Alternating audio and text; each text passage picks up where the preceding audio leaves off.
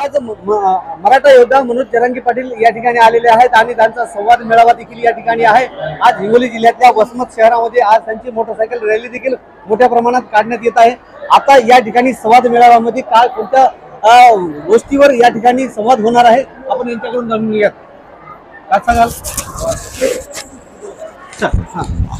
आज जे सगळे सोयरे त्यावर दादा जो आहे तो आम्हाला संदेश देणार होता आणि पुढची रणनीती काय करायची, कारण 900 एकर मध्ये सध्या जागा पाहण्याची तयारी दादाने केलेली आहे आणि लवकरात लवकर 900 एकर मध्ये सभा होईल। तिथं जवळपास 4 ते 5 कोटी लोक बांधव जमतील।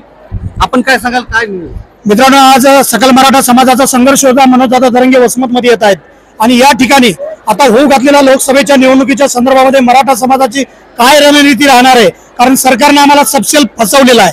छत्रपती शिवाजी महाराजांची शपथ या राज्याच्या मुख्यमंत्र्यांनी घेतली आणि ती शपथ धुळीला लावली, कारण मराठ्याला मुंबईला बोलून फसवण्याचा प्रयत्न या राज्याच्या मुख्यमंत्र्यांनी केलेला आहे। आता जर मराठा समाजाला न्याय नाही दिला, कारण 3 मागण्यावरती समाज ठाम आहे। सकल मराठा समाजाचा कुणबीमध्ये 50% मध्ये प्रवेश करावा, सगळे सोयऱ्याचं कायद्यात रूपांतर करावं आणि महाराष्ट्रात आंदोलनाच्या दरम्यान जे काही गुन्हे झालेत ते गुन्हे सरसकट माफी घ्यावेत, ही एक भूमिका या ठिकाणी दादा जाहीर करणार आहेत।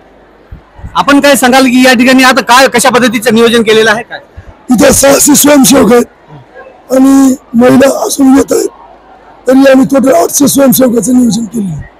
आपण पाहू शकता की या ठिकाणी जे आहे ते आज हिंगोली जिल्ह्यातल्या वसमत शहरामध्ये आज जे तयारीची करण्यात आलेली आहे आणि आता काही थोड्या वेळातच आज मराठा योद्धा मनोज जरांगे पाटील या ठिकाणी संवाद मेळाव्यामध्ये येणार आहेत आणि संपूर्ण मराठा समाजाला आता पुढची दिशा देखील ते या ठिकाणी सांगणार आहेत।